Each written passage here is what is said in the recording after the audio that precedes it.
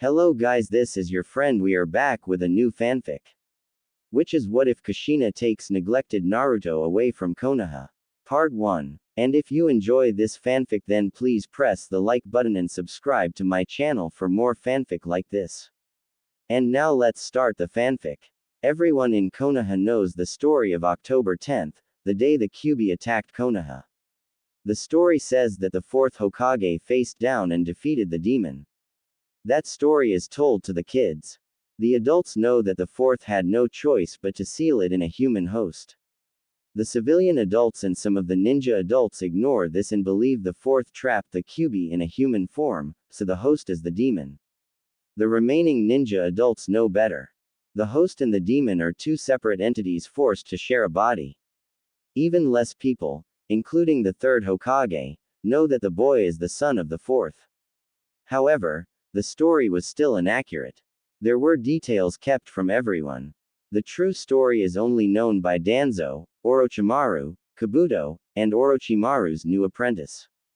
Scene change. Kushina cries out in pain. Minato, I'm going to rip your head off for doing this to me. Push. Kushina. Push. Yells Bawako Sarutobi. I'm pushing, damn it. We're almost there. Hold the seal, Minato. I'm trying. Suddenly, the crying of an infant is heard. Bawako smiles. He's a healthy baby boy. She brings the infant over to Kushina, who looks at him lovingly. Naruto, I finally get to see you. Minato smiles at the scene, but the smile soon fades. Shit. The seal's breaking. I can't hold it. Get clear, everyone. Beams of red energy are expelled from Kushina's body. They come together to form a giant fox with 9 flowing tails. Free at last. Now I can take my revenge against that pathetic village. The Kyuubi turns away and charges off in the direction of Konoha. Minato stumbles out of the ruins. Damn it. Kushina, are you okay? I'm fine. Minato pushes aside some rubble and finds an injured Kushina. Gotta love Uzumaki vitality. Where's Naruto? Minato turns to the sound of crying. He uses the Rasengan to destroy more rubble and finds Bawako, who shielded Naruto from the Kyuubi's release. He checks her pulse. She's dead. Naruto's fine though. Kushina holds her arms out for Naruto. Give me my son. I can't do that. Kushina is surprised. Minato is denying her their son. Why not? The Kyuubi is going to destroy Konoha if I don't stop him. I'll just pull the Kyuubi back into my body. Doing this will destroy both him and me, but the threat will be gone forever.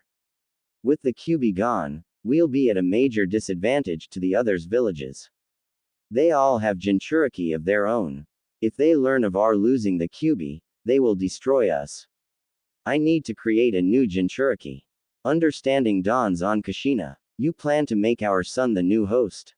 You care about power more than our own son. The life of a Jinchuriki is one filled with hatred and misery. I should know. I won't let you condemn our son to a life of hell. You can't stop me, Kushina. Your body is too weak right now. All I can hope is that you will realize that in this world, power is all that matters. Besides, all I have to do is request that the villagers treat Naruto like a hero and they will obey. Forgive me, but I will do what is the right thing to do. Minato disappears in a yellow flash. Damn it, Minato. Have you been hiding this side of you from me? I thought you were a wonderful man, but you just showed me appearances can be deceiving. I've got to stop the sealing. Kushina struggles to get up, but someone knocks her out from behind. I can't let you interfere with the fourth Hokage creating my new weapon. Scene change. Minato appears next to Hiruzen Sarutobi. Minato, what happened? The Kyuubi is attacking. The seal failed. Bawako is dead and Kushina is injured. Get a medical team to her. As for the Kyuubi, I'm going to seal it inside Naruto. The result will include my death.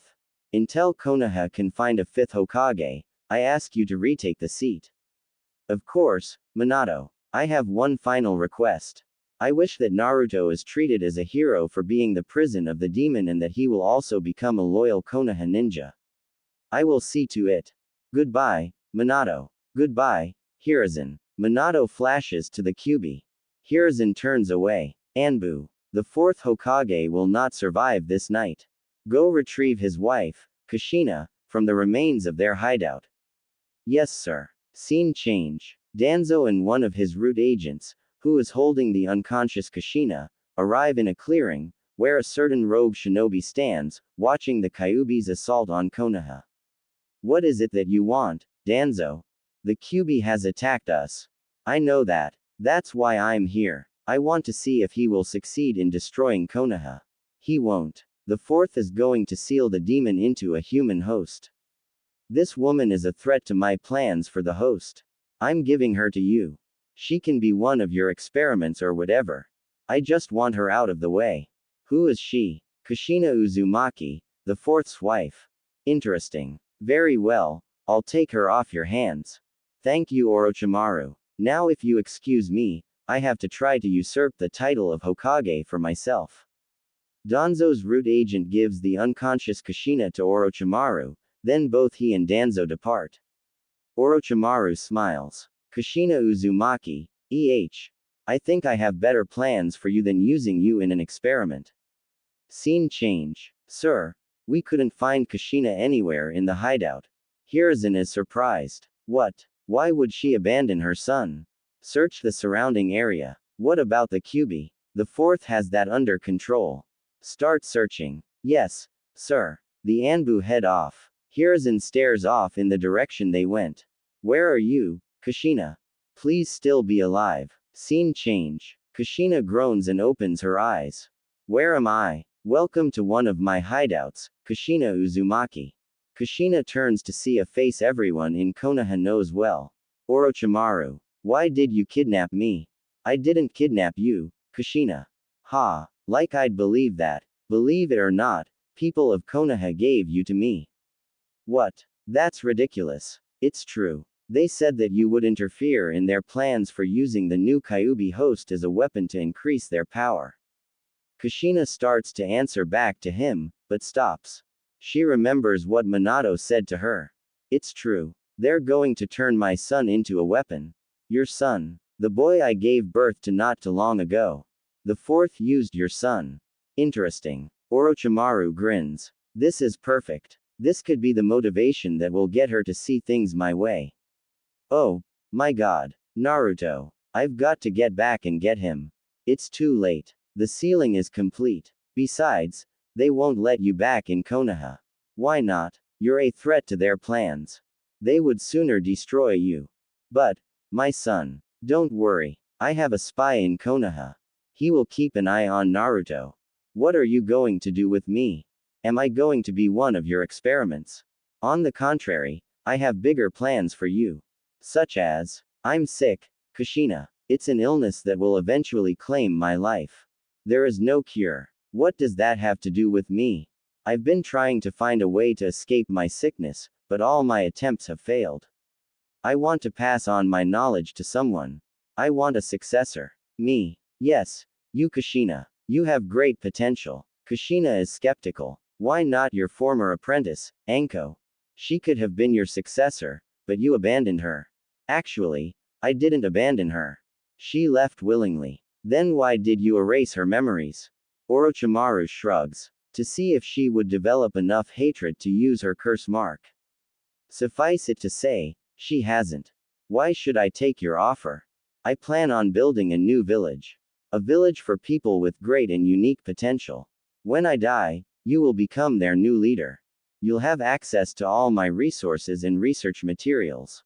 Also, I will teach you all my abilities and techniques. Kushina is hesitant. I don't know. Consider this as well. You'll have the resources and power you need to get your son back. Kushina is silent. I'll give you time to think about my offer. I hope you make the right decision. Orochimaru leaves the room. Kushina just sits there, thinking. 12 years later, Naruto sighs to himself. Yesterday, he and his so-called team defeated Zabuza and his apprentice, Haku, on Tezuna's half-finished bridge.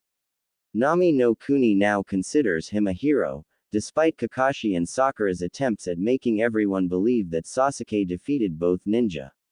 He shakes his head. I'll never understand why all of Konoha thinks Sasuke is a god, especially those two.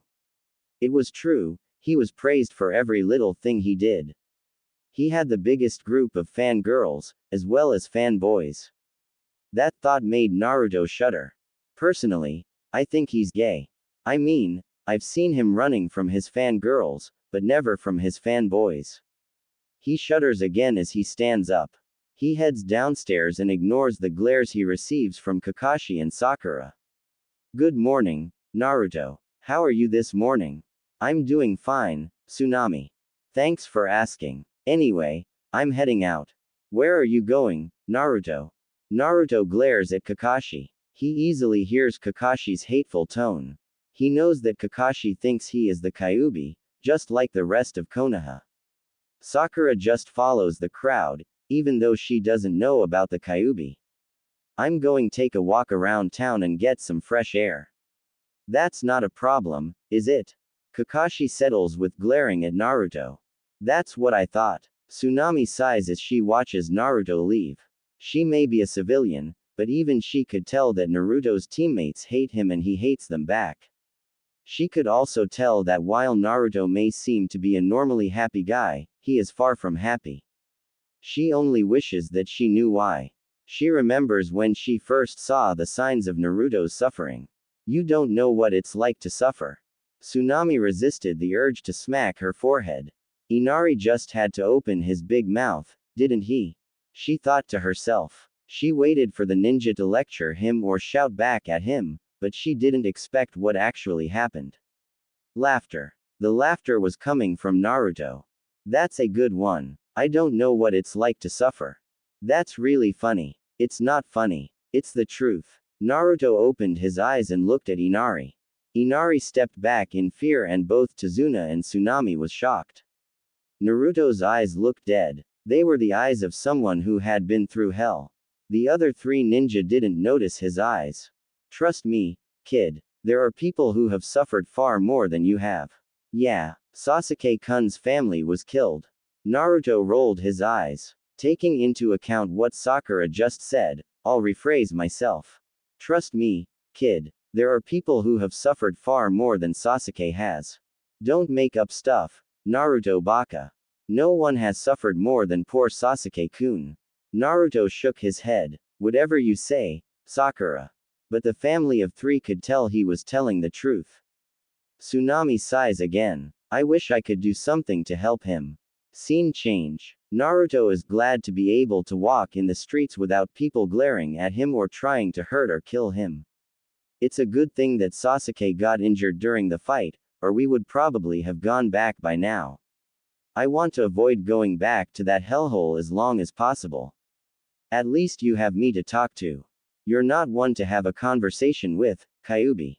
One of these days, you'll realize that in this world, power is all that matters and you'll be begging me to let you use my power. I told you before that I don't care about your damn power.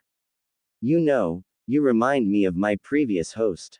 She was just as against using my power as you are. This is a surprise to Naruto. The Kyuubi never spoke of previous hosts. Then again, he never had a real conversation with the Kyuubi before. Previous host. Yes, her name was Kushina. She was a fiery woman. She was someone you never wanted to piss off. Trust me on that. Naruto shivers at the thought. Now that I think about it, you two were very similar. If I didn't know any better, I would swear she was the Kyuubi comes to a realization. Kyuubi, what's wrong? What was your last name? It's Uzumaki. Why do you ask? The Kyuubi hesitates before coming to a decision. Never mind. It doesn't matter anyway. Okay. Naruto continues his walk. She would have to be dead, anyway. I did break out of her body after all. No former host of any of the tailed beasts has ever survived the separation process. As Naruto continues his walk, he fails to notice a cloaked woman, sitting at a table and staring at him.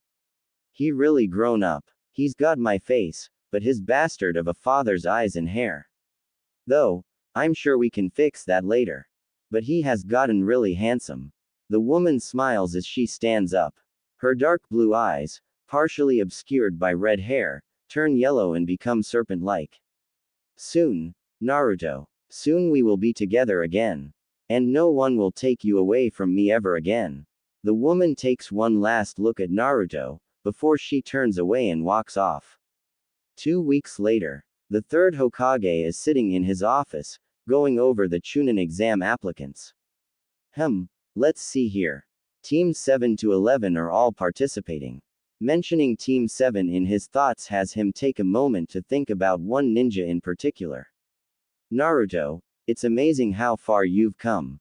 Despite this village's treatment of you, you've become strong. I can't help but wonder what would have happened if Kushina had survived. What would have happened if you had a mother in your life, Naruto? He glances over to a picture of Minato, on the wall. You would be ashamed of how they treated your son. He turns his attention back to the applicants. Let's see. We have 1 team from Iowa, 2 from Kumo, 3 from Kusa, 1 from Suna, and 1 from this new mystery village, Odo. I can't help but feel that something is off about Odo. I would have thought that Orochimaru was behind this village's appearance, but all the reports state that the Otokage is female. I'll have to keep an eye on the team from Odo. As he sits back in his chair, he can't help but have one final thought. Something tells me this is going to be one exam that no one will ever forget. Scene change. Naruto sits down on a bench, exhausted. Since Kakashi focuses on Sasuke and Sakura, he trains off by himself. Damn that, Kakashi. He purposely excludes me from training cause he doesn't want me to get strong. After all, we can't have the demon boy becoming too powerful. He sighs to himself as he drinks from the bottle of water in his hand. Mind if I join you? Naruto looks up to see a mystery woman looking at him. Not at all. The woman sits down next to him. You look like something's on your mind, Naruto. He looks at her in surprise. How did you know my name, miss? Oh, sorry, I'm the sensei of the team from Odo. Never heard of it. Well, it was recently formed. As for how I knew your name, well, everyone in Odo knows about you. This surprises Naruto. How is that possible? We've always had an eye on you. Yes, we know about the you-know-what, but we don't care about that. 1. How do you know about him? 2. If it's not about him, then why is Odo so interested in me? Well, all the major villages have their own Jinchuriki. All it takes is a little digging around to get the names. As for your second question, Odo is a village for people with unique and great potential. We see that potential in you, Naruto. We want to help you explore it. Hell, you caught the attention of the Otokage herself. How did I do that? She smiles at him strangely. You'll learn how soon enough. So, let me get all of this straight. The Otokage wants me to join her village, right? Pretty much. No offense, but I'm already a ninja of Konoha. Doesn't Konoha treat you like shit? Well, yes, but then why to remain loyal to a village that doesn't want you? Naruto starts to answer, but stops. Let me tell you another secret. As far as you know, no one in this village knows who your parents are, right? Right. It's a lie. What? The Hokage and a few others know who your parents are. They've taken every step to make sure that you never know. Naruto sits back, shocked. Why? The truth is some people in this village want to use you as a weapon. Think about it. Jinchuriki can harness the power of their tailed beast. With that power, they can destroy their village's enemies. They want to turn you into their little, loyal puppet. How do I know you're not trying to do the same thing? Well, the Otokage was a former Jinchuriki, and she swore that she would never treat a Jinchuriki like a weapon. This gets a reaction out of not only Naruto, but the Kyuubi. Naruto, I need you to ask her how that's possible. Because as far as I know, no host has ever survived the separation. Naruto relays the question. Well, she comes from a special clan. This clan was gifted with an extraordinary amount of vitality. Enough vitality to survive the extraction process. Naruto and the Kyuubi both ponder. Anyway, I have to go, Naruto. But before I go, I'll tell you one final secret. She leans over to whisper in his ear. I'm the Otokage. Naruto stares at her wide-eyed. I'll see you around, Naruto. Think about my offer. A place where you can be yourself, without prejudice. One thing, though, I will be testing you during the exams. Testing to see how powerful you've become. Goodbye, Naruto. I hope we meet again. The Otokage walks away, leaving Naruto to think about everything he just learned. I have to admit, there's something familiar about her. Be careful of her, Naruto. You think you've crossed paths with her before? Maybe. I'm not sure. I'll have to think on it. In the meantime, be careful. I will. But I do know this. She wasn't lying about the things she said. A trick I picked up on the streets is how to tell when a person is lying or not. She was telling the truth the entire time. Scene change. After leaving Naruto, Kushina turns a corner into an alleyway. She senses someone walking up to her. Well, Kabuto, everything is ready, Kushina-sama. Excellent. How was your reunion with Naruto?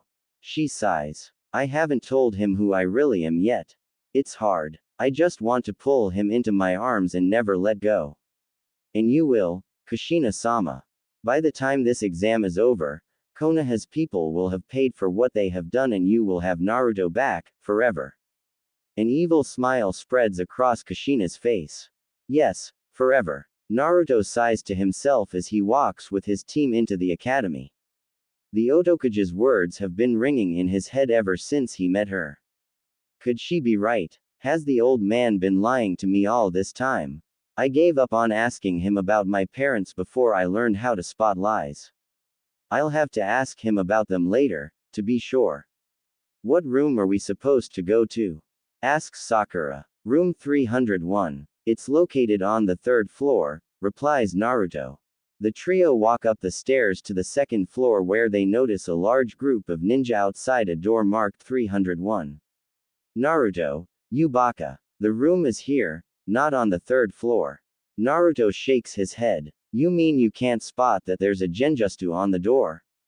Sakura stares wide-eyed at him. Sasuke steps forward to address the two guards. Drop the genjutsu. This is the 2nd floor. Room 301 is on the 3rd floor. The genjutsu is dropped to reveal the room is 201. Sasuke, you idiot. That was there to weed out the weaklings. You just increased the number of teams against us. It doesn't matter. None of them can stand up to the power of an Uchiha. Yeah, we don't have to worry with Sasuke-kun here. So shut up, baka. Naruto slaps his forehead. I'm surrounded by idiots. And they call me the dead last. Walking up the next staircase, they arrive at the real room 301, where Kakashi is waiting. I just came to wish you luck. The exams can be really rough. Naruto stares at Kakashi. Oh, don't worry, Kakashi-sensei. We'll be fine. The trio walk into the room. Kakashi stares after them. I hope you die in these exams, you demon brat. Then Minato-sensei will be avenged. Scene change. Inside the room, Team 7 meets up with Teams 8 and 10. I didn't think you guys would make it. With the dead last on your team and all. Naruto sighs. Appearances can be deceiving, Kiba. I would watch it, or you'll find yourself in a hospital bed, or worse. Like you could do anything to me. You're a nobody and I'm from the Inuzuka clan. You have no chance. Being in a clan doesn't mean you're all-powerful. Kiba would have responded to Naruto, but they are interrupted by a silver-haired boy with glasses. You guys should keep your voices down. Naruto grins. Kabuto. I haven't seen you in a while. It's good to see you, Naruto. How have you been? Oh, you know how it is. Kiba speaks up. You two know each other. Yes, Kabuto and I go way back. Let's just say, he's saved me from a few tight spots in the past. Kabuto nods. Anyway, as I was saying before, you guys should be careful. Kiba looks at him. Why? Look around. It was then that the three teams noticed all the other teams staring at them, sending ki at them. Most of them are affected, except for Shikamaru and Naruto. Ignoring the people with the pathetic ki, I assume you're here for the Chunin exams, Kabuto. Yes, my teammates are over there. Sakura asks, have you taken these exams before? Yes, I've been through this 7 times. Kiba starts laughing. 7 times. No wonder you're friends with the dead last. Naruto rolls his eyes. Ignore him, he's got a very big ego. As I was saying, being through this system multiple times lets me get a hold of information on the other participants in these exams. This gets Sasuke's attention. Really? Give me information on Gaara of Suna and Naruto Uzumaki of Konoha. This confuses the others. Sasuke wants info on the dead last. Let's see. Gaara. One of the kids of the case cage. 40D rank missions, 16C rank, 5B rank, and 3A rank. This is odd, he's returned from every mission without a single scratch on him. This freaks everyone out. Now for Naruto. His parents are listed as classified. That's weird. 20D rank missions, 0C rank, 1B rank, and 2A rank. This confuses Sakura. What? But we never did any B ranks and only 1A rank. Where are those 2 missions coming from? Naruto speaks up. Well, let's just say the B rank involves Mizuki and the A rank involves a former smuggling operation in Konoha. I would get into details, but the exam will start soon. Besides, Naruto's focus is on something else. Kabuto said. My parents are listed as classified. That would mean that whoever classified them knows who they are. Could the Otokage have been right? Are you Naruto Uzumaki? Naruto looks up to see that another team has approached him. They were wearing headbands with a music note on them. Let me guess, you're the team from Oto. Pretty much. I'm Dosu. These are my teammates Zaku and Kin. I met your sensei a couple days ago. Nice lady. She's like a mother to us. She saved us from the lives we had before. Kin mumbles to herself. If only she weren't so sad. Naruto hears her anyway. What do you mean? Well, she does have an actual child. A son that she gave birth to 12 years ago. But, her son was taken from her and she was sold off by her village while she was unconscious. She swore that one day she would reunite with her son. Sakura and Ino both have tears in their eyes. That is so sad. What kind of people who separate a mother from her child? Naruto answers the question. People who deserve to die. This surprises the Konoha teams, seeing a darker side of Naruto. Being an orphan, if there's one thing I hate, it's when children are forcibly separated from their families. I would never wish the life of an orphan on anyone, for it's a horrible life. Trust me on that. The others stare in awe at Naruto, but the mood is killed when the proctors arrive. Alright maggots. Take your seats and shut up. I am Ibiki Morino, your first proctor. Everyone quickly scrambles into their seats. Here's how this exam will work. You have a paper in front of you with 9 questions. You will answer these questions. You will start with 10 points. Every time you are caught cheating, you will lose 2 points. So, if you're caught 5 times, you and your team are out. Also, no attacking any other exam participants. If you do, you and your team will automatically fail. You'll have an hour to answer the questions. Ready? Begin. Naruto takes a look at the questions. Okay, there's no way any genin would be able to answer these questions on their own. Obviously, we have to cheat without getting caught. He looks around the room. Let's see, something is off about the guy in front of me. Wait a minute, I've seen him around before. He's a Chunin already. Must be a plant for people to cheat off of. Now, how am I going to cheat? I've got it. Naruto secretly summons a shadow clone, that immediately transforms into a fly. The fly lands on the desk of the Chunin and studies his answers. Upon dispelling, Naruto copies down the answers and pulls out a deck of cards. Ibiki notices Naruto. Genin Uzumaki, you should be working on the exam, not playing cards. I'm already done. Within 10 minutes. Yep. Ibiki sighs. Fine, enjoy your card game. Wanna join me? Why not? Ibiki pulls up a chair and he and Naruto begin playing card games. 50 minutes later, everyone else is done. Time's up. Okay, now there is a 10th question. However, you have a choice. You can walk out that door and out of these exams, taking your teammates with you and be able to take the exams again sometime in the future, or stick around to answer the 10th question. However, if you or one of your teammates answers the question wrong, your whole team fails and can never take these exams again. This results in an uproar in the genin. You can't do that. That's not fair. Silence. I'm in charge here and it's my rules. Now, does anyone want to drop out? People began to drop out left and right. Until only those who want to take the question are left. No one else wants to drop out. Very well, all those of you who are still here pass.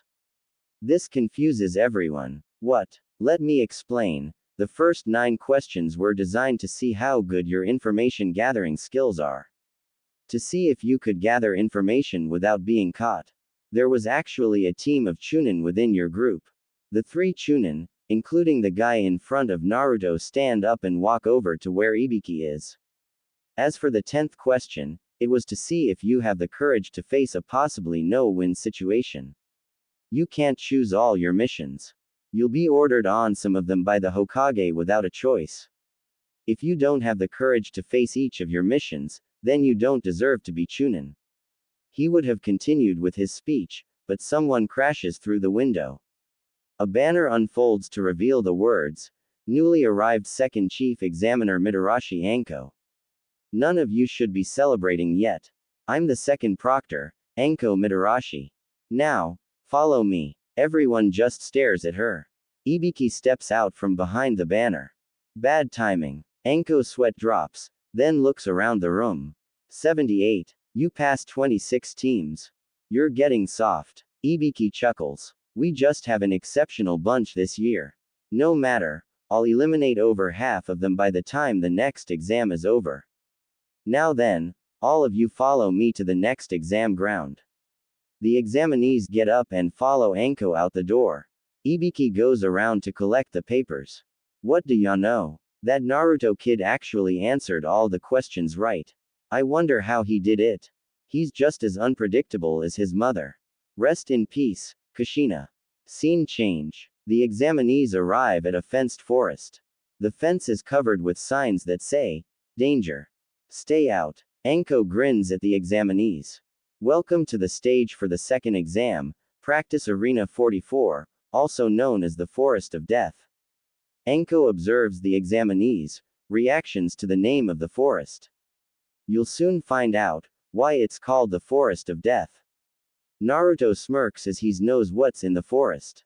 Now, before we start the second test, there's something I need to pass out. Anko pulls out some papers. You must sign these agreement forms. There will be deaths in this one, and if I don't have you sign this, it will all be my responsibility. Everyone except Naruto, Kabuto's team, and Akusa team are shocked by the mention of deaths. I'm going to explain the second test, then you can sign it afterwards. Then each team will check in at that booth behind me. Now, in this test you will attempt the ultimate survival test. Around Practice Arena 44 are 44 locked gates. There's the forest, a river, and a tower inside. The tower is located at the center of the forest. From the gates to the tower is about 10 kilometers. During the survival test, you will have to complete a certain task. Using your weapons and jutsu you will compete in a no-rules scroll battle. Anko pulls out 2 scrolls. You will fight over these 2 scrolls, the Heaven and Earth. There are 78 people here, meaning 26 teams. So 13 teams will get a Heaven scroll, and the other 13 will get an Earth scroll. To pass this test, you must make it to the tower with both scrolls. Naruto thinks to himself, no matter what, at least half the teams will fail. But, then again, considering the things in that forest, I would be surprised if there are actually 13 teams left at the end of this test. However, there is a time limit. This test will last 120 hours. Exactly 5 days. Ino and Choji are both shocked. 5 days? What about food? You're on your own. The forest is full of food. Just watch out for man-eating beasts, poisonous insects, and poisonous plants. 13 teams passing is not likely. As the days go on, the distance to the goal will become farther, and the time to rest will become shorter. The area is crawling with enemies, so you won't get much sleep. So, not only will some fail by losing the scroll, but some will die from the harshness of the course. Now then, the things that will disqualify you are as follows. If you don't make it to the tower with both scrolls in the time limit, if a teammate is killed, and you must not look inside either scroll until you're inside the tower. Those that open the scrolls early will have a nasty surprise waiting for them. Also, you can't quit at any time during this exam, you will be in there for 5 days. That's it for explanations. Exchange the 3 signed forms for your scroll, then choose a gate to get ready for the start of the test. I only have one final word of advice. Don't die. The teams sign the forms, collect their scrolls, and head for their gates. Naruto's team gets a heaven scroll and end up at gate 12. Are you guys ready? The test begins now. The gates open and the teams rush into the forest. At gate 15, 3 Kusa ninja enter the forest. However, once they were out of sight of the gate, 2 of them dissolve into water. The third reaches up and pulls off her hat and wig, revealing her red hair. Now, where are you, Naruto? Scene change. Naruto sighs as he realizes that the AIM ninjas have the same scroll as they did. Shortly after they had entered the forest, Naruto had gone to take a piss. While he was gone, an AIM team attacked Sasuke and Sakura. Thankfully, Naruto returned to help defeat the enemies. Well, we have to keep searching. Let's go. Why should we listen to you, Dobi? Simple. 1. I've been in this forest before and know it like the back of my hand. 2. Unlike you, all my plans actually work in the end, so shut up and follow me. Don't talk to Sasuke-kun like that. He is the greatest ninja ever and you are just a loser. The 3 start arguing back and forth with each other over whether Naruto or Sasuke should be in charge, when a huge gust of wind hits the group. All 3 are sent flying. Sakura and Sasuke both slam into trees. Sakura is knocked unconscious. Naruto grabs onto another tree and holds on until the wind dies down. Sasuke, Sakura, are you guys okay? I'm fine, Dobi. Sakura is out cold. That wind was a jutsu. Who's out there? Show yourself. A woman's laughter fills the area they are in. I told you I would be testing you, Naruto. Let's see how strong you are. Naruto's eyes widen. You. Out of the trees steps the Otokage. Sasuke looks at Naruto. You know her, Dobi. Stay out of this, Sasuke. This is between her and me. Don't tell me what to do. I am an Uchiha. Kushina raises an eyebrow. Huh. I thought I knocked out both of them. Well, I guess I need to get rid of this stubborn fool. Sasuke glares at the Otokage. Like you could do anything to me. I am Sasuke Uchiha. You have no chance against me. Don't provoke her. You have no idea who you're dealing with. Back off, Dobi. No one can stand up to the power of an Uchiha. The Otokage starts laughing at Sasuke's words. Tell me, Uchiha, if your clan is so powerful, then why are they all dead? Sasuke activates his Sharingan. Shut up, wench. You should feel honored to face me. The Otokage looks at Naruto. Shall we? All 3 move at once. Scene change. Gaara feels a chakra spike that has him shivering. It's her. Mother is afraid of her. Temari and Kankuro shiver as well, knowing who he is talking about. Scene change. Enko is sitting outside of the forest, munching on dango, when she feels the chakra spike. This chakra is so foul. Could it be? She jumps into the forest and heads in the direction of the spike. Why are you here, Orochimaru? Scene change. Sasuke is overwhelmed by the black chakra emanating from the mystery woman. This power, it's incredible. This woman would sire powerful children. She's perfect to be an Uchiha bride. I must make her mine. While he is thinking about thoughts that will never happen, Naruto and the Otokage continue trading blows with each other. Man, she's powerful. It's what I would expect from a Kage. He's doing better than I expected, considering how much help he had from this disgusting village. In fact, I'd say he's definitely ready for Chunin. I'm so proud of him. The two separate and stand facing each other. You're strong, Naruto. I'm looking forward to you joining me. That's if I join. You have no guarantee. I suppose that's true. You said the identity of my parents was being kept from me. Does that also mean that you know who they are? Trust me, there's no way I wouldn't know. Then, please, tell me who they are. The Otokage opens her mouth to answer, but stops and closes her mouth again. Tell you what, it's predicted that this year, too many teams will pass the second exam. So there will be a preliminary round before the third exam. If you can pass the preliminary, I will tell you why I'm so interested in you, as well as who your parents are.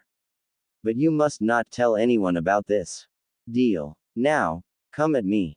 The two resume fighting. At this point, Sasuke gets his head out of the clouds. Why is she fighting him?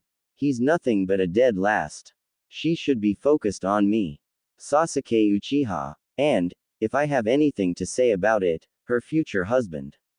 I won't let the Dobi show me up. I'll kill him. Sasuke does some hand signs. Fire release. Great fireball technique. The two notice the fireball and manage to jump out of the way in time. Damn it. Sasuke was trying to kill me with that. From what I've heard, Sasuke is obsessed with killing Itachi for killing the entire Uchiha clan. Before, I would have helped him as Makoto was my best friend, but she didn't do anything to help my son either, so I say good riddance, she's dead. I will have to have a chat with Itachi, though. One final lesson from his old teacher. In the meantime, what should I do about little Sasuke? Well, I could always finish the job for Itachi. I know. I'll show him just how dangerous it is to constantly crave for power. After all, you know what they say. Be careful what you wish for, you just might get it. She moves quickly positioning herself behind Sasuke. While Sasuke is busy looking for her, her neck extends and her teeth bite down into Sasuke's neck. She retracts her neck and Sasuke collapses to the ground, screaming as an intricate seal appears on his neck, where she bit him. Naruto looks on in curious shock. Not that I really care about him, but what did you do to him? I gave him exactly what he wants. Nothing more. It will be amusing to see what happens next. In the meantime, you've passed my test, Naruto. Here's your reward. She pulls out an earth scroll and tosses it to Naruto. Also, your mother is still alive. This surprises Naruto. What? It's true. And Konoha is responsible for making sure she couldn't raise you. She waits for the day where she can hold you in her arms again, Naruto. Who is she? I told you, you have to win the preliminary round to find out. She walks up to him. Naruto, the proctor noticed our little spar. I have to leave now. To clear you of suspicion of attacking your teammates, I'll knock you unconscious. What should I tell them? That you guys were attacked by a mystery woman. They won't connect that to me. Goodbye, Naruto. I look forward to talking to you again. She chops him on the neck and he falls unconscious. The Otokage quickly turns and leaves.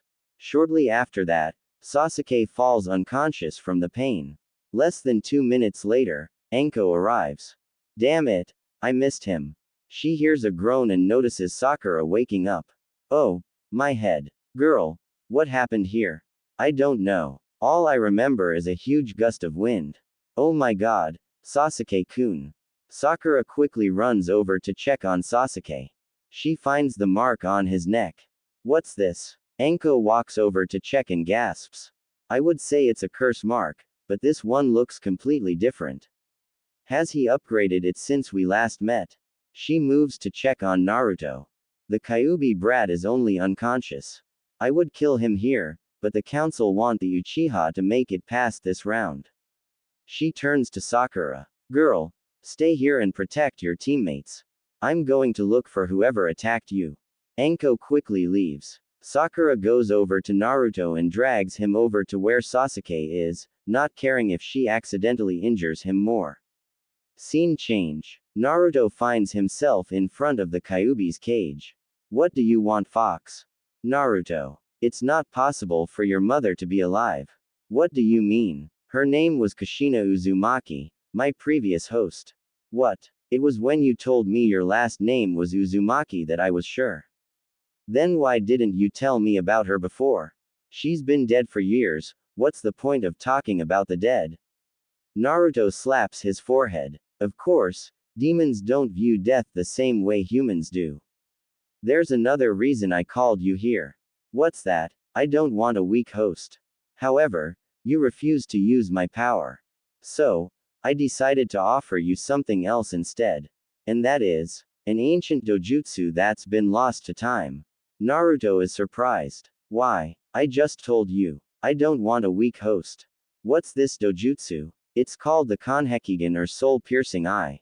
What it does is let you affect a living being's soul and in its advanced stages, attack and even destroy the soul. Naruto is amazed. This dojutsu sounds powerful. However, he is still wary. What's the catch? You'll only have access to the first stage at first and you'll have to unlock the advanced stages on your own. Naruto ponders for a few minutes. Tell me everything the first stage can do. Vanex. The chapter isn't over yet. I'm just making a note here that all the abilities of the first stage will be listed just below the little note I leave at the end of each chapter to try to clear any confusion. Scene change. Naruto groans as he wakes up. You're awake, Naruto. What happened to Sasuke-kun? Give me a minute. Geez, I just woke up. He stands up and stretches and looks at Sakura. We were attacked by a mysterious woman. She was very powerful. She overwhelmed both Sasuke and me. I remember that she bit Sasuke, but not much else. What should we do now? Naruto can see she is frightened. Well, we should head for the tower. We have both scrolls, so we will be able to enter. What? When did we get an Earth scroll? Naruto quickly comes up with another lie on the spot. While Sasuke and I were fighting the woman, I managed to pick her pocket and took her Earth scroll. She must not have noticed. Naruto moves to pick up Sasuke, but is stopped by his chakra flaring. Sasuke stands up on his feet. He is covered in black marks and has an evil grin on his face. He starts laughing. This power feels great. I'm so much closer to killing Itachi. And I'll start by proving I'm stronger than you, Dobi. Fight me and die. Sasuke charges at Naruto, but he dodges him. I guess this is a good time to test my new abilities. Kanhekigen. Naruto eyes darken, but also glow, like they were constantly flashing. He looks at Sasuke. His soul was dark and becoming darker. He really is corrupt. I'll have to use it. He looks Sasuke directly in his Sharingan eyes. His eyes flash brighter for a second. Sasuke gasps as the black marks recede and his Sharingan shuts off. He suddenly feels much weaker. What did you do to me? I've desynced your body and your soul. I won't tell you everything it does, but I will tell you that you've been cut off from your chakra. Damn you. Sasuke charges at Naruto again, but Naruto easily steps out of the way and chops Sasuke on the neck. He falls unconscious. Naruto picks up the unconscious Sasuke. Let's go, Sakura. I want to get to the tower as soon as possible. What did you do to Sasuke-kun? He's just taking a nap. He'll be fine in a couple of hours. Now, come on. The two head for the tower. Scene change. A few hours later, they arrive at the tower. Naruto sets Sasuke on the floor. Okay, let's open the scrolls.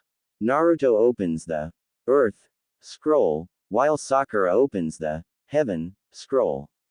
The scrolls start smoking and Naruto's eyes widen. It's a summoning. Get rid of them. The two toss the scrolls, which unravel on the floor and cross over each other. There is a puff of smoke where the two scrolls intersect. The smoke clears to reveal none other than Iruka Umino. Hey, congrats on making it early. What happened to Sasuke? Naruto sighs. We were attacked in the forest. How long were we in there? Only 1 day. The test still has 4 days before it ends, so take the time to rest and prepare. Iruka-sensei. Sasuke-kun has a weird mark on his neck.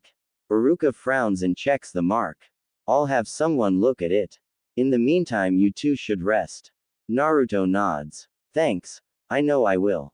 Scene change. Anything else to report, Anko? Anko is standing in front of the third Hokage. No, sir. I couldn't track him. The third Hokage ponders. So, Orochimaru has returned and given Sasuke a new curse mark. He's always had a desire to learn all the jutsu in the world, and the Sharingan would be the perfect tool for him to obtain the goal. Should we cancel the exams? No. If we cancel the exams, he'll know we're onto him. We'll proceed with the exams and wait for his next move. In the meantime, return to your post, Anko. Yes, sir. Anko leaves. What will you do next, Orochimaru? I know you're connected somehow to Otogakure, and I will figure it out and stop you. It's my duty to stop you, my former student. He turns his chair to look out the window. All I can do now is wait. 4 days later, Team 7, all fully conscious, are standing in a huge room along with the 6 other teams that arrived after they did. The teams were Team 8, Team 9, Team 10, Team 11, Kabuto's team, the team from Suna, and the team from Oto. Across from teams stands the third Hokage, the team senseis, and the others all involved in the exams, including the proctors. Naruto notices that the sensei for Team Oto was a black-haired woman, instead of the Otokage, until she winks at him and he notices her dark blue eyes. Anko speaks up. Alright, Hokage-sama will now explain the third test. Listen carefully. The Hokage clears his throat. Before we start, there is something I want you to all know. It's about the true reason for these exams. Naruto raises his eyebrow. True reasons? Why do we have all the allied countries taking the exam together? It's to promote friendship among the countries. This exam is a replacement for war among the allied countries. If you go back in time, the current allies were enemies who fought each other for dominance.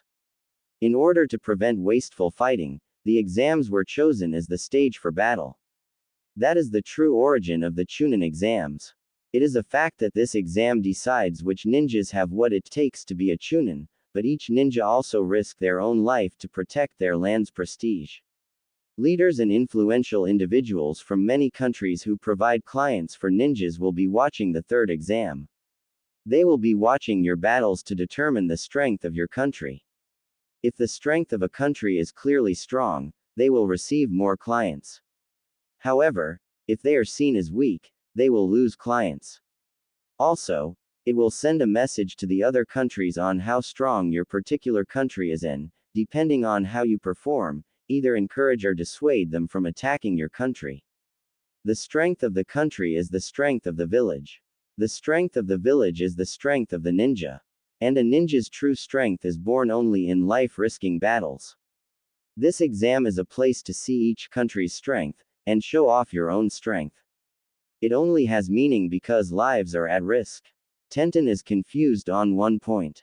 But then, why did you say that stuff about friendship?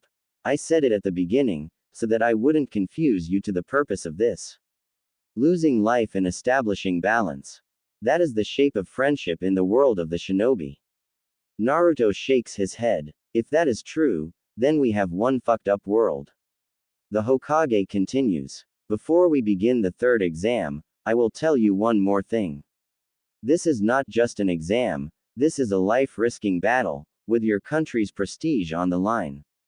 Now, I'd like to explain the third exam, but he is interrupted by a sickly-looking man.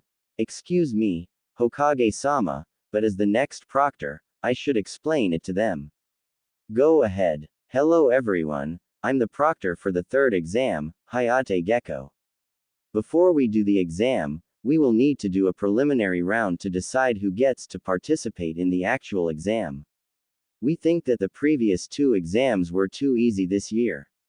We have too many people remaining. According to the rules, we need to have a preliminary to reduce the numbers. As Hokage-sama mentioned earlier, there will be many guests at the exam. So the fights could take too long. We are limited in time. So anyone who does not want to participate can leave now if they wish, and it won't affect your team, because we'll be starting the preliminary immediately. Kabuto shares a look with the Otokage and steps forward. I quit. You're Kabuto Yakushi from Konoha, right? You may leave now. Naruto is puzzled. Why are you quitting, Kabuto? I'm sorry, Naruto, but my body is all beat up. There's no way I'll last. While they are talking, Anko looks at Kabuto's info. I've seen him before. He quit during the final test last year. According to this, he's failed 6 times before. The Hokage looks at her, surprised. 6 times? What kind of record is that? Since his academy days, he was a student who didn't stand out too much. His grades were average and didn't graduate until his 3rd attempt. His completed missions are 2C rank and 14D rank. No spectacular battle history. However, there's something before he entered the academy. Do you remember the boy they brought back from the battle at Bellflower Pass? The Hokage nods. As I remember, a Jonin medic brought back a child of the enemy who had survived the battle. So, he's the boy. Back over with Kabuto, he's thinking to himself. You sure are devoted, Kushina-sama. I would like to ask you to let me handle everything, but... He looks over at Naruto. Naruto, I would like to play with you a little longer, but any more and the old blood will start boiling. I am a spy after all, and can't reveal my true face here. He looks over to the Otokage. You've got everything under control, don't you? I guess my job of gathering information is done, Kushina-sama. One of Kabuto's teammates whispers to him. Don't take selfish actions. Have you forgotten Otokage-sama's orders? I'll let you guys handle it. Especially you, Yoroi. With your abilities, there should be no problems. This is your chance to show your strength. I know you're pissed because I've surpassed you. Otokage-sama's favorite, huh? Don't get too confident, kid. I understand, senpai. But don't call me Kushina-sama's favorite. You and I both know who that really is. Of course, none of us could be more important than him, in her eyes. Kabuto waves to Naruto and turns to leave. As he walks away, he smirks. Sasuke watches him leave, but feels a spasm of pain from the seal on his neck. Sakura moves to have Sasuke pulled out of the exam, but he stops her. Don't interfere, Sakura. Stay out of matters that don't concern you. The Hokage and those standing with him notice Team 7. Are you sure we shouldn't pull the Uchiha out of the exams? Asks Anko. I'm sure. However, if the curse mark starts acting up, jump in and stop him. Hayate coughs. Since no one else is wanting to quit, we will start the preliminary. Since we have exactly 20 people, we will have 10 one-on-one matches. The winners will advance to the 3rd exam. There are basically no rules. The fights will continue until one of you dies, is knocked out, or admits defeat. But when I decide the winner is clearly established, I will step in and stop the fight. It's to make sure we don't have too many corpses. He gestures to a screen. This electronic scoreboard will show the randomly selected matchups for each battle. Now then, let's decide the first 2 combatants. The word, versus, appears on the middle of the screen. The areas above and below shuffle through different names, before stopping on 2 names. Sasuke Uchiha versus Yoroi Akato. Both of you stay down here, while everyone else, proceed to the upper level. Everyone else moves out of the arena and climbs the stairs to the upper balconies.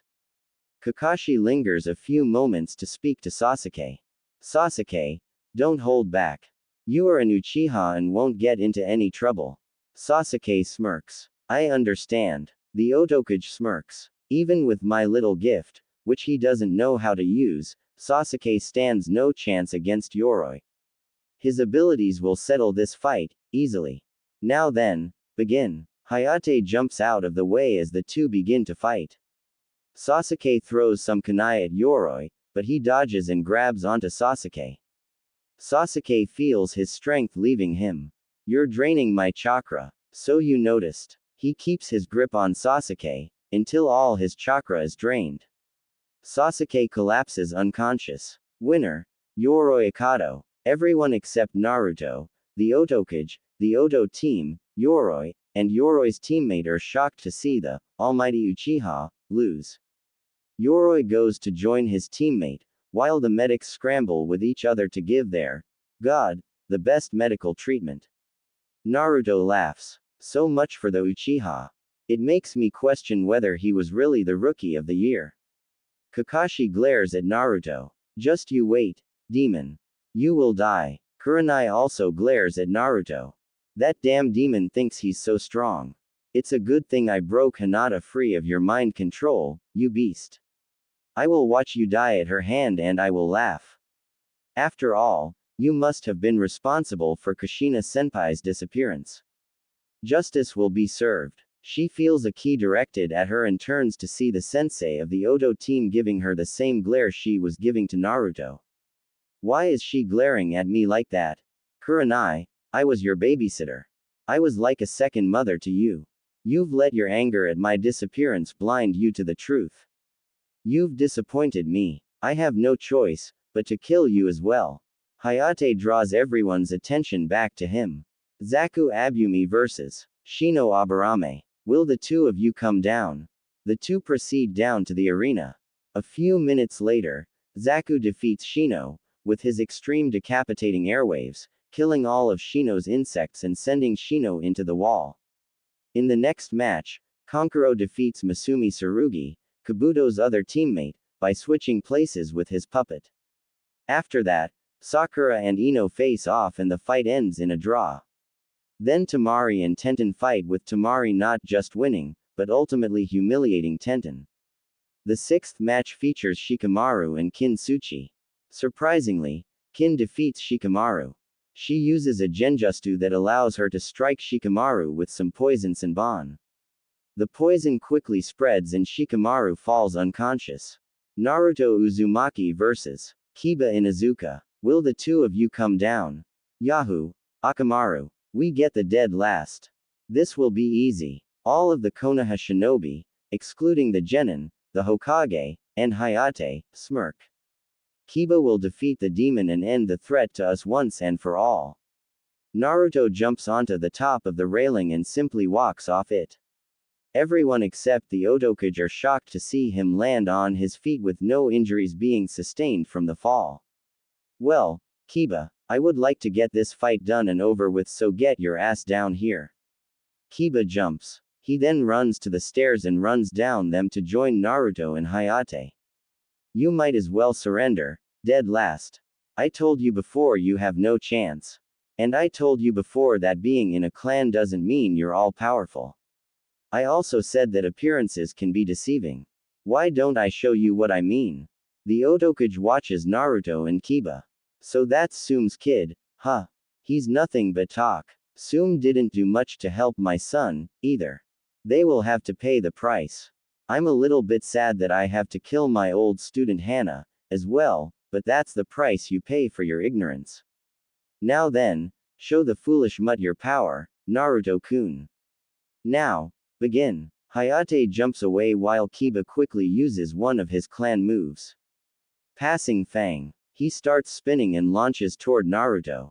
Before it hits Naruto, he vanishes. Kiba's attack makes a crater in the ground. Where did he go? Looking for me. Kiba turns to see Naruto standing calmly. Passing Fang. Naruto dodges again. Now Kiba is pissed. Hold still. So that you can hit me with that. You must really think I'm such an idiot to listen to that. Now, is it my turn? Naruto moves fast, striking Kiba across the face. Kiba is sent into one of his two craters. He gets up, obviously in pain with a hand on his jaw. Damn you. Naruto moves again, striking Kiba in the stomach. Kiba doubles over and Naruto grabs onto him. Naruto then smirks at him. Boom. Kiba's eyes widen, but the clone has such a grip on him, that he is at the center of the explosion. Kiba is shot into the wall where his burned and battered body slumps unconscious. Winner. Naruto Uzumaki. Naruto, who was leaning against the far wall ever since he swapped out with his clone, smirks and heads to the stairs. The medics collect Kiba and carry him away. Again, almost all the Konoha ninja are in shock. The demon won. But, how? Kakashi is especially shocked. Where did he learn that move? I didn't teach it to him. I made sure that he was neglected during the training sessions. The Otokage smirks. Well done, Naruto-kun. You've earned your reward. I will finally tell you who I am. Once you join me, we will destroy Konoha together. Kakashi stops Naruto. Where did you learn that technique? Does it really matter, Kakashi? That's sensei to you, Genin. You will answer my question or I will charge you for insubordination. If you really must know, I learned it from the same place I learned the shadow clone technique. Does that satisfy you? Kakashi is silent. That's what I thought. Naruto walks back to where he was before his fight was called. The matches continue on. Hinata and Neji face off. Neji severely kicks the crap out of Hinata and would have killed her if the Jonin didn't step in. They are followed up by Gaara vs Rock Lee. After a brutal fight, Gaara defeats Rock Lee. The final match is between Choji and Dosu Kinyuda. Dosu wins the fight easily with his sound attacks. With that, the preliminaries are complete. Will the remaining examinees join me down here? The 9 finalists walk down to the arena floor. They stand across from the Hokage and the others again. The Hokage speaks up. Now then, as I told you before, in the main event, your matches will be seen by everybody. Each of you will fight to represent the strength of your countries. I'd like you to show off all your powers with no reserves. Which is why the exams will be held 1 month from now. The reasons are simple. We need time to get all the important visitors into the village. Also, none of you are at your full strength, so it wouldn't be much of a fight. Finally, it gives you all a chance to learn some new abilities to throw your opponents off guard. Now then, Anko will come around with a box. Reach in and take 1 slip of paper and call out the number on the paper. It's 8, says Dosu. I've got 1, says Naruto. 7, says Tamari. 5, says Kankuro. 3, says Gaara. 9, says Kin. 2, says Neji. 6, says Zaku. 4, says Yoroi. All right, now the final tournament lineup will be revealed. The lineup was as follows. Match 1. Naruto Uzumaki vs Neji Hyuga. Match 2. Gaara vs Yoroi Ikado. Match 3. Kankuro vs Zaku Abumi. Tamari will face off against the winner of Match 4. Dosu Kinyuda vs Kin Suchi. You are all now free to train or rest for the next month. One more thing though, winning the 3rd exam doesn't guarantee a promotion to Chunin. There will be judges, including myself, the Kazekage, the Otokage, and lords of various countries. Throughout the tournament, these judges will be evaluating your abilities. Those judged to have the necessary qualifications will be promoted, even if they lose their first match. So there is a possibility that everyone could become Chunin, but on the flip side there is also a possibility that no one could become Chunin. To advance in this tournament means that you will have more chances to appeal to the judges. Thank you for all the effort you've all shown up to this point. You are all dismissed until a month from now.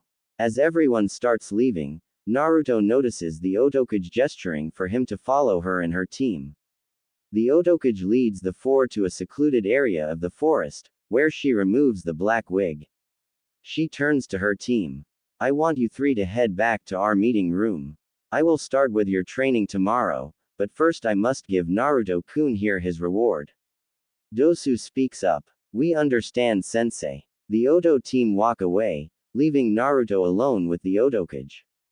Naruto-kun, do you know of the Kyuubi's previous host? Yes, it was my mother, Kushina Uzumaki.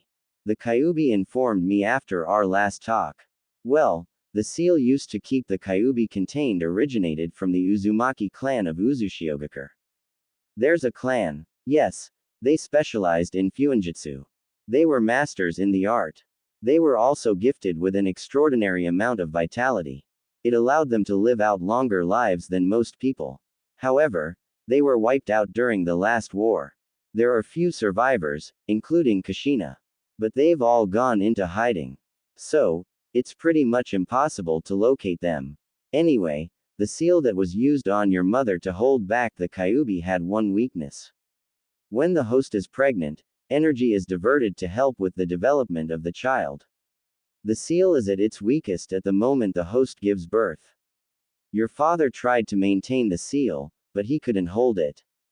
The Kyuubi broke free and headed towards Konoha to get his revenge for his imprisonment. Thanks to the vitality boost, she survived. Your father then took you so that you could be used to contain the Kyuubi. Kushina didn't want for you to be used as a host. Heck, her idea was to pull the Kyuubi back into her body. That would have killed her, but the Kyuubi would have died with her.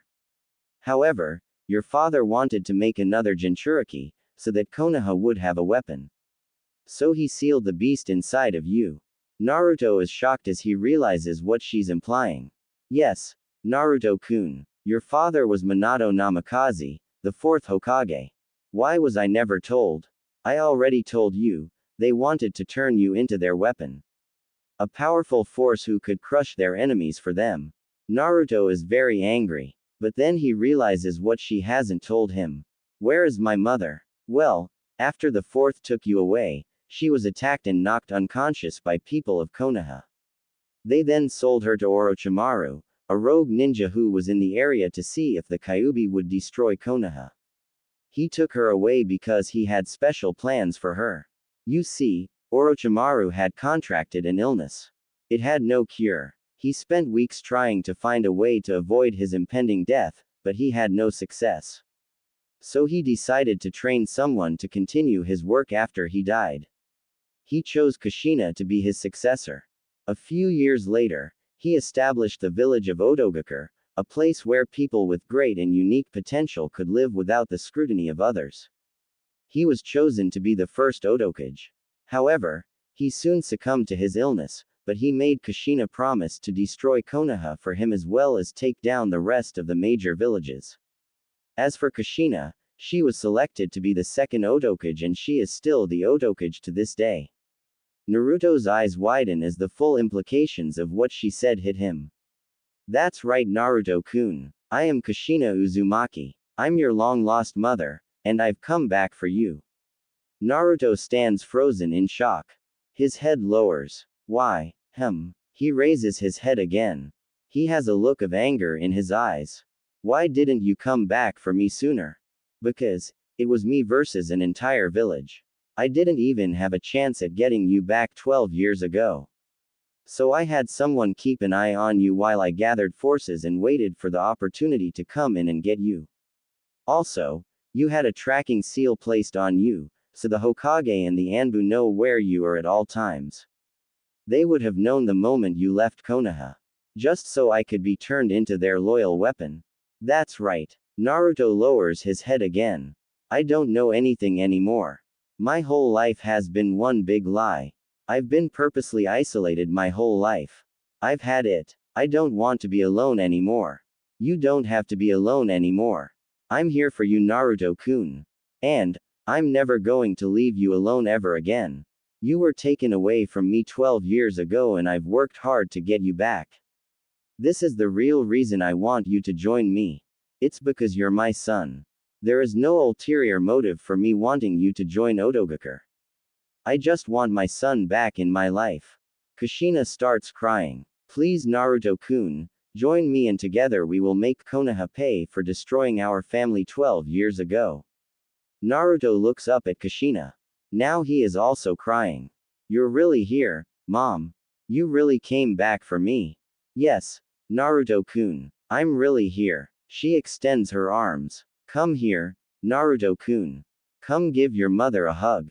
Naruto can't take it anymore. He sprints forward into Kushina's arms. The mother-son duo just stand there in their embrace, crying on each other's shoulder, reunited at last.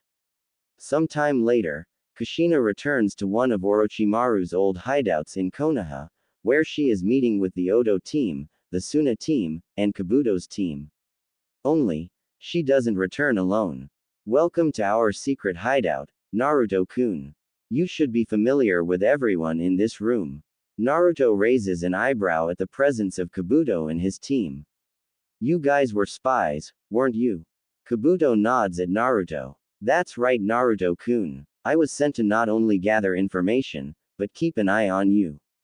It was hard to do, especially when you have to keep up with Konoha Anbu.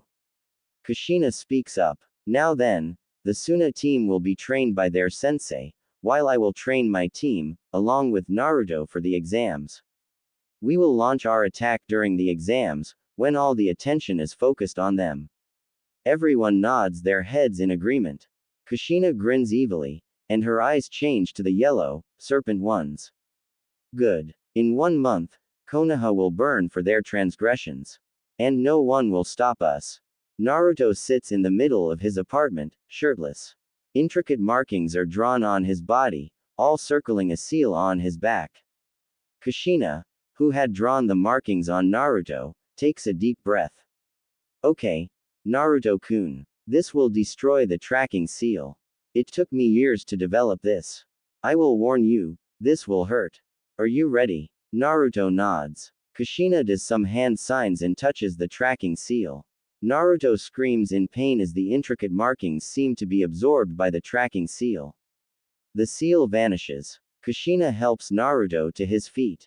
Let's go. They will have noticed the disappearance of the tracking seal. Naruto takes only enough time to slip his shirt and jacket back on before they leave. Scene change. The Hokage is sitting in his office, doing paperwork, when he suddenly looks up. Someone has done something to Naruto's tracking seal. His life could be in danger. Anbu. 4 Anbu appear in front of the desk. Investigate the last known location of Naruto Uzumaki. I fear someone is trying to kidnap or kill him. Yes, sir. The Anbu leave. The Hokage puts his head in his hands. Please be alright, Naruto. Man, I'm getting too old for all this stress. Scene change. The Uzumaki duo arrive back at the hideout. We'll have to wait a few hours before the training can start, Naruto-kun.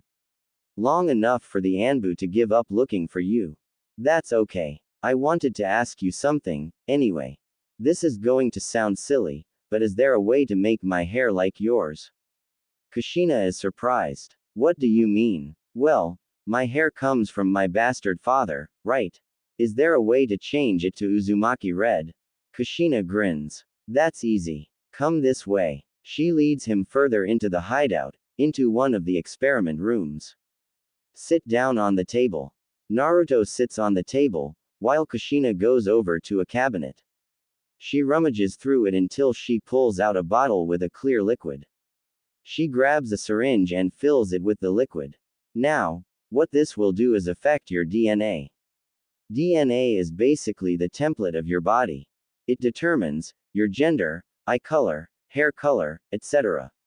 A person's DNA is their parents' DNA combined. Basically, you carry all the genes of both of your parents. However, half of them are being suppressed by the dominant genes of the other parent. For example, the gene for the bastard's hair is dominant over the gene for my hair. Same thing with the eyes. However, it's reversed for the genes concerning your facial structure. Do you understand? Naruto nods. Good. Now, what this will do is target particular genes and swap the dominant ones with the recessive ones. This one will make the change to your hair. However, this will only affect the roots and any hair you grow after this. For the hair you've already grown, we'll just dye it. Will this affect my hairstyle? I like the spiky hair. No, just the color. She walks up to Naruto and injects him. He sits still for a few moments, before he starts shaking. Whoa, this feels weird. Well, your body is being partially rewritten, so you're bound to feel something. He keeps shaking for a few minutes. After he stops, Kushina checks the base of his hair. A very familiar shade of red could be seen. Kushina walks out of the room for a few minutes, before returning with a bottle of Uzumaki red hair dye. She begins applying it to the remaining blonde hair. Scene change. Sir, we looked everywhere near his apartment. Naruto Uzumaki has just vanished into thin air. The Hokage looks worried. Is there any indication that he's left the village? No, sir. According to the gate guards, no one has left the village within the last hour. Did anyone see him between the Chunin exam preliminary, and when he vanished? Not many people pay attention to him, sir. However, Someone did say they saw him with a red-haired woman, heading to his apartment. This was about a half an hour before he disappeared, sir. Well, considering that no one has left the village in the last hour, he must still be somewhere in Konoha. Begin searching for him, immediately. Yes, sir. Also, Jiraiya has been spotted in the village. Really? Tell him to report to me, and if he doesn't show up in 10 minutes, I'll have his traveling rights revoked. Yes, sir. The Anbu leave. The Hokage sits back to ponder. A red-haired woman, who would be interested in Naruto? No, it couldn't be, could it? But, she's dead. Then again, her body was never found. If it is her, why did she leave Naruto 12 years ago? And why did she come back now? Hey, sensei, you wanted to see me. The Hokage looks up to see that Jiraiya has entered his office. Yes, Jiraiya, we have suspicions that Orochimaru has returned to the village. What? Why would he come back? We think he is after Sasuke Uchiha, for his Sharingan. Do you want me to train him? No, Kakashi has that handled. I was hoping that you would train Naruto, but someone disabled the tracking seal, and he's vanished into thin air. Naruto. Who's that? The Hokage stares at Jiraiya in shock. What are you talking about, Jiraiya? I don't know anyone named Naruto. Naruto. Minato and Kushina's kid. Your godson. The godson you abandoned 12 years ago in your little quest to track down Orochimaru. Oh, him. Why should I care? What? You should care because he's your godson. So what? He's Minato's kid. You know, your favorite student. Doesn't mean I have to care about his kid. All that matters to me are Tsunade's, my research, and my secret wish that Orochimaru was a woman. Wait, what? Nothing. You heard nothing. The Hokage stares at Jiraiya. Okay, just get out of my office. You are not to leave the village until the threat passes. Is that understood? Yes, sensei. Jiraiya leaves. Fortunately for Kushina, Sarutobi is too distracted by Jiraiya's disturbing desire to remember his thoughts that Kushina might be alive. Scene change. Kushina and Naruto return to the hideout throne room. Naruto is enjoying the fact that his spiky, blonde hair is now spiky, red hair. Kushina sits down on the throne. Naruto, in order for me to train you and my team at the same time, I'll need you to teach me the shadow clone technique. Is it because that they transfer their knowledge back to the host, so you will know the progress of all four of us? Exactly. It doesn't take long for Kushina to learn it. Now, we can get to work. Kabuto. Kabuto enters the throne room. Yes, Kushina-sama, summon my genin team. Training can finally begin. Kabuto leaves to perform his task. Kushina gestures for Naruto to come to her. He walks over to her and sits on her lap while her arms wrap around him, not wanting to let go. Scene change. Sir, we have searched the entire village. There is absolutely no sign of Naruto Uzumaki. I was afraid you were going to say that. Are you absolutely sure Naruto couldn't have left the village? 100% certain, sir. Very well, you're dismissed. The Anbu leave. The Hokage sighs. This is just great. Naruto has vanished. Minato would be pissed at me. Well, all I can do is hope he turns up for the Chunin exam finals. The sooner he can become Hokage and free me from this job, the better. He spins his chair to face the window. All I can do now is wait. Sasuke and Kakashi are training hard outside Konoha. Training, so that Sasuke can defeat both Itachi and Naruto. Sasuke was just taking a break away from Kakashi, when he hears a noise. Who's there? Show yourself. Out from behind a tree, steps Kushina. You're that woman from the second exam. Good. I wanted to talk to you anyway. Kushina raises her eyebrow. What would you want to talk to me about? As the last Uchiha, it is my duty to restore my clan, once I destroy Itachi. I'll need a powerful woman at my side. I have chosen you to be given the great honor of being the new matriarch of the Uchiha clan and for you to be my wife. Kushina stares wide-eyed at Sasuke for a few seconds, before she bursts out laughing. Are you serious? Of course, I'm serious. Uchiha don't joke about these matters. Kushina's immediate response is to reject him, but then comes up with an idea. Tell you what, I actually came out here to help you in a different matter. You want to learn how to tap in that curse seal's power, don't you? Yes. I would do anything to use that power again. Kushina grins. She has Sasuke, right where she wants him. Good. Before I become your wife, I want you to master the seal. Of course, you don't know how to use it. I'll show you how to use the seal, but you will have to prove that you will do anything to gain the power. What do you want me to do? Sometime later, Sasuke returns to where he left Kakashi. Kakashi looks over at him. Yes, Sasuke. Kakashi, I need to return to Konoha. I forgot about the Uchiha scrolls on the Sharingan and their fire techniques. Very well, Sasuke. Kushina watches the two leave, before she disappears in a puff of smoke. Scene change. Kushina is sparring with Naruto, when she pauses. This allows Naruto to land a blow on her. He immediately knows something is up. Mom, is something wrong? I'll explain later, Naruto-kun. Let's just say my plans for disposing your former team are already underway. Scene change. Sasuke and Kakashi arrive back at Konoha. Kakashi, there's something else I need to do. Go get the scrolls from the Uchiha compound, while I go do what I need to do. Sure. Kakashi heads off to the Uchiha compound, while Sasuke walks off in another direction. Scene change. Sakura is home alone, doing her usual thing of daydreaming about her god. Oh, Sasuke-kun, if only you would make me your bride, we would be so happy together. There is a knock at the door. Sakura opens the door to see Sasuke standing there. Can I come in, Sakura? Of course, Sasuke-kun. You are always welcome here. Sasuke walks into the house and closes the door behind him. He proceeds to lock the door. He turns to give a dark look at Sakura. She backs in fear. What are you doing, Sasuke-kun? I'm doing what needs to be done for me to get what I want. Sasuke stumbles to the Haruno's bathroom. He looks at himself in the mirror. His clothes are covered in blood. He snarls. Damn it. Now, I'll need to change my clothes, too.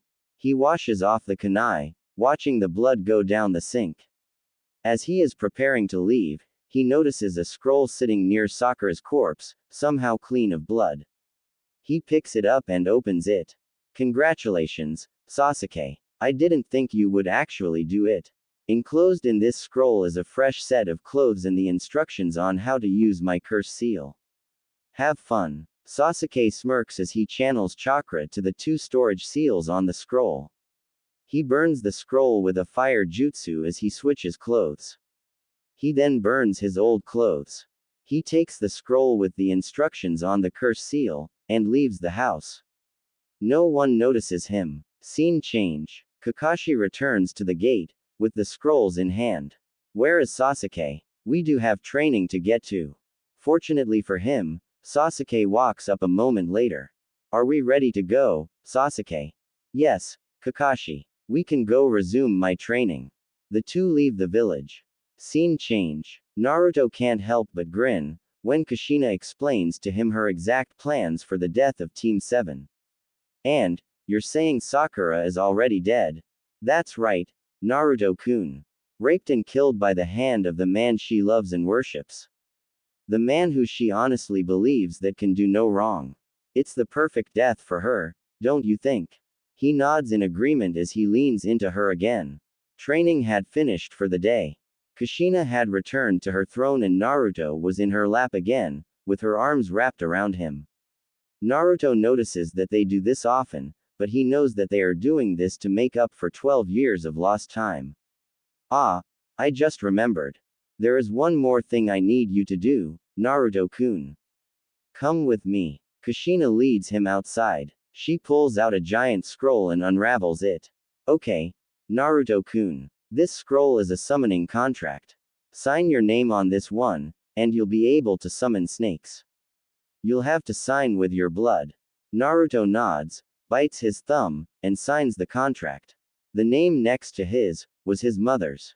The scroll is rolled up again. Okay. Now you just have to perform these hand signs. She shows him. Channel as much chakra as you can and slam your hand onto the ground. Naruto does the hand signs. Summoning technique. There is a large puff of smoke and Manda appears.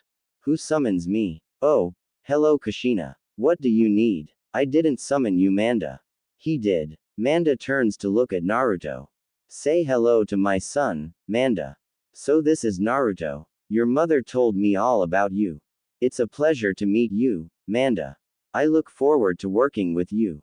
Well, the boy knows respect. That's something that makes the two of you better than Orochimaru. I was just a tool for him. I approve of you being my summoner, Naruto. I can't wait to see what destruction we'll cause. Manda disappears in a puff of smoke. Kushina grins at Naruto. Well done, Naruto-kun. Manda on the first shot. You did say channel as much chakra as I can.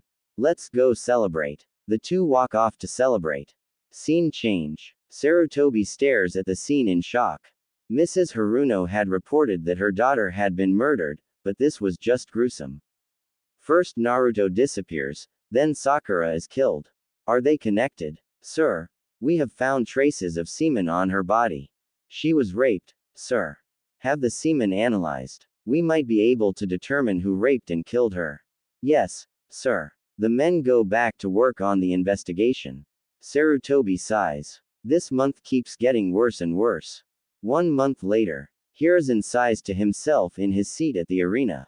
Over the last month, Naruto disappeared and Sakura was raped and murdered. A semen sample was taken to identify the rapist. However, the results and sample disappeared, while the scientist who looked at the sample was found murdered. Then, both the bodies of Sakura and the scientist vanish. The Harunos begged the Hokage to search the village. Neither body was ever found. Due to the state of the second murder, the Hokage speculates that someone else killed the scientist to cover up who killed Sakura. A witness did say they saw an Anbu with an odd mask that had a symbol had been at the building that the scientist was found before he was found dead. The Hokage knows that Danzo is covering up the identity of the rapist and has done something with the two bodies. He can't figure out why, nor can he prove Danzo's involvement. He sighs again. This has been one crazy month. Scene change. This has been one crazy month. Dosu shakes his head at Naruto. Did Kushina-sama train you too hard? Not at all. It has definitely been worth it. After the training was complete, Kushina left the village, so that she could arrive officially as the Otokage without raising any suspicions.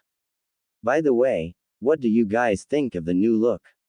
All three members of Team Dosu smile at him. The look suits you, Naruto. It's great to have you on our side.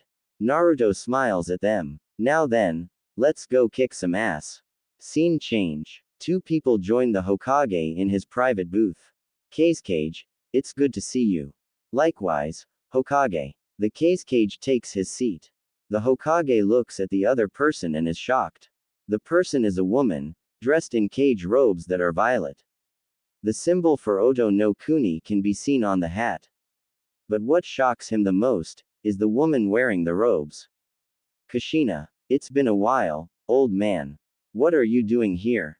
Isn't it obvious? I'm here to see how well my ninja perform in the finals.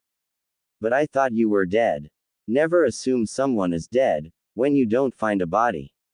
Then why did you abandon Naruto? I did no such thing. I'll explain while we watch. Very well, but I want the full story. She sits in the remaining seat. The Hokage then turns to the Kazekage. You were the one who recommended Otogakure. Did you know of Kushina being the Otokage? Of course, but she swore me to silence. The Hokage sighs and leans back in his chair. I thought Orochimaru was in charge. What else have I been mistaken about?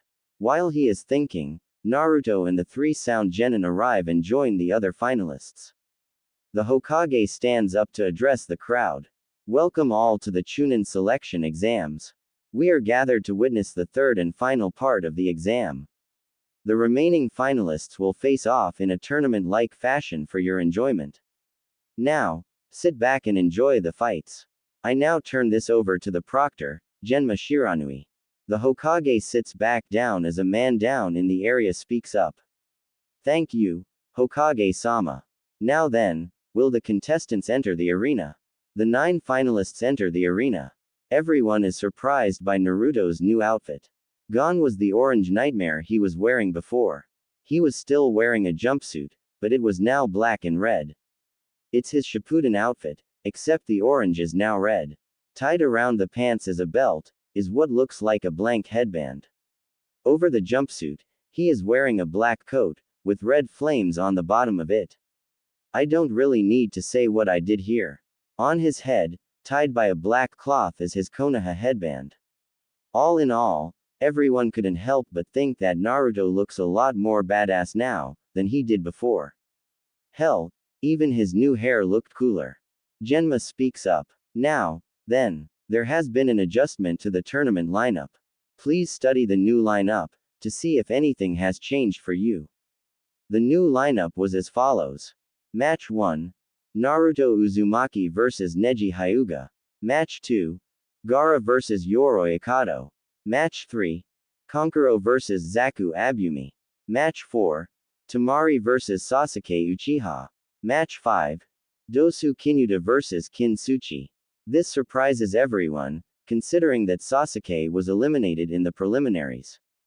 The Hokage shoots up from his seat. What? I didn't make that adjustment. Genma. Who authorized the change to the lineup? It was the council, sir. The Hokage slams his fist on his chair. Damn those two for going behind my back. Well then, the response to this is quite obvious. He is about to call for Sasuke to be disqualified, when Kushina stops him. Wait a minute, old man. Let the Uchiha participate. He did not earn his spot in the finals fairly. According to the rules he must be disqualified. Hear me out, this is an unexpected twist the finalists have to face. It could test how they perform when an unexpected element throws them off guard. You don't have to promote him. Hell, the arrogant prick doesn't deserve it. But he can provide extra entertainment for the crowd. The Hokage sighs. Very well. He then addresses the crowd. I have decided to allow Sasuke Uchiha to participate in the tournament. However, due to the fact that he didn't earn his spot in the finals, he will not have the chance to be promoted. This is my decree. The crowd roars in outrage. Silence. My decision is final. He will participate for your enjoyment and he'll have to wait to go for the promotion in the next exams. The Hokage sits back down as attention is drawn back to the arena. Elsewhere in the audience, the two elders stare angrily at him. Now then, the first match is between Naruto Uzumaki and Neji Hyuga. Those whose names have not been called must go to the participants' booth. 7 of the finalists leave the arena, leaving only Genma, Naruto, and Neji. Neji sneers at Naruto. You should give up. Even with your new wardrobe, you are still fated to lose. Really? What makes you so sure? I am the Hyuga prodigy. Due to my status, it is my destiny to win. You are a nobody, with no family and no status. It is the destiny for all nobodies like you to lose. Naruto bursts out laughing. Oh, you think you are destined to win just because you're a Hyuga? Wow, I didn't think you guys would be as arrogant as the Uchiha clan, but you've proved me wrong. Besides, I do have family and status. Everyone is surprised at his declaration. Hiruzen looks at Kushina. You told him, didn't you? Of course I did. Why would I deny him the knowledge of his family? He was taken away from me, 12 years ago. When I saw my chance to get him back, I took it. Something clicks into place in Hiruzen's mind. You were behind Naruto's disappearance a month ago, weren't you? Of course. Kakashi would never train him, nor would Jiraiya. Besides, it gave Naruto and I time to catch up. I am the son of Konoha's precious 4th Hokage, Minato Namikaze, and his now, ex-wife, the super awesome, 2nd Otokage, Kushina Uzumaki. The whole crowd is stunned into silence. Everyone who knew Kushina look up at the cage booth to see the Otokage lift her hat, so that the whole crowd could see her face. She then calls out to Naruto. Did you have to introduce me, Naruto-kun? Why wouldn't I, Mom? I'm proud that you're my mother. Well, I'm proud that you're my son. Now make me more proud, by kicking the Hyuga's ass. In the meantime, different people are having different thoughts. Kuranai is overjoyed. Kushina senpai is alive. Oh, I can't wait to talk to her. She'll be happy to see me. Both Yugao and Hana are also ecstatic. Kushina sensei is back. I can't wait to show her how much I've accomplished in all this time. Danzo is angered. Damn it. Orochimaru was supposed to dispose of her. And now the boy knows who she is. This will make my attempts at turning him into my weapon much harder to pull off. Well, I still have the Uchiha as my backup idea. Ibiki shakes his head. She's just as unpredictable as ever. Everyone else is shocked that the demon child is the son of their greatest hero. However, even with all the obvious proof, most of the villagers go into denial. He can't be the fourth son. It's a trick. He's a demon. The Hokage stands up. Silence. What Naruto has said is the truth. He really is the son of Minato and Kushina. I can confirm this, as my deceased wife was asked to deliver Naruto when Kushina went into labor. I also have Naruto's birth certificate. With the Hokage's declaration, some of the villagers realize how foolish they've been and fall silent, looking at Naruto with regret. The rest, however, refuse to accept the truth and settle for glaring at Naruto. Neji sneers. It matters not. Even if you have family and status, you were the dead last in your year. Therefore, you are still fated to be a loser.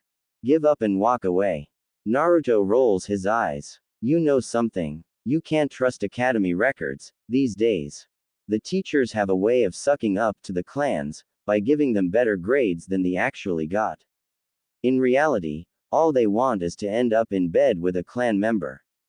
They also sabotage people they don't like, making them the dead lasts. Well, actually they try to fail them, but other people stop them. For example, they didn't like Lee's enthusiasm. But Maida Guy interfered. Lee was able to pass as the dead last.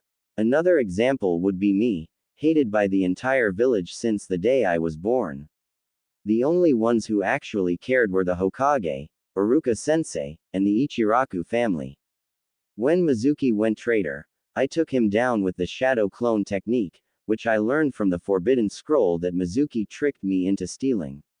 Since Iruka sensei didn't hate me, I was allowed to graduate. It could also be that I took down a Chunin without even being a genin, but we can discuss this after the fight. Neji growls at him. Genma speaks up. Begin. Genma jumps out of the arena. Neji quickly activates his Byakugan.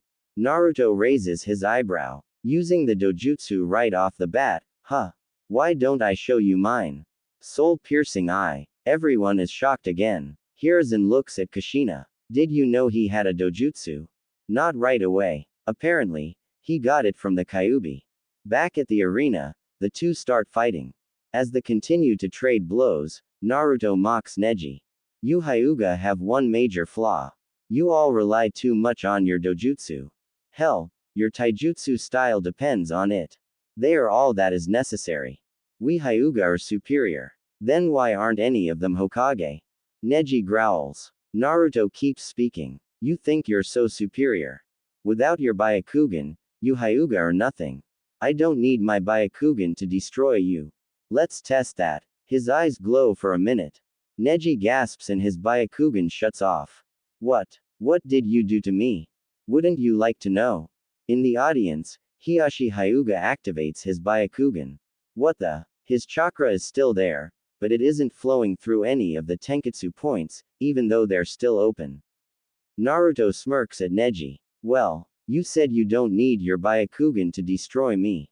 Prove it. Neji lets out a roar and charges at Naruto. Naruto easily dodges Neji's attacks, due to the fact that Neji's taijutsu is dependent on the Byakugan. I told you. You Hyuga depend too much on your Byakugan.